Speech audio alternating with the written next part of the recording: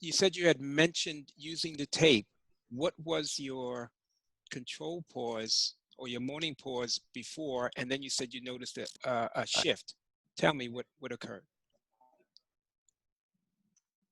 Well, my morning control pause before, I don't have the data sheet, but if I remember correctly, it was, you know, between 25 and 26 in the morning.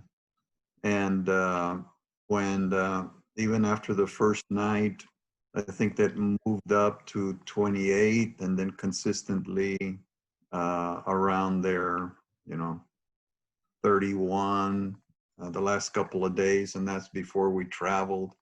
But it went up 4 or 5 points, I think.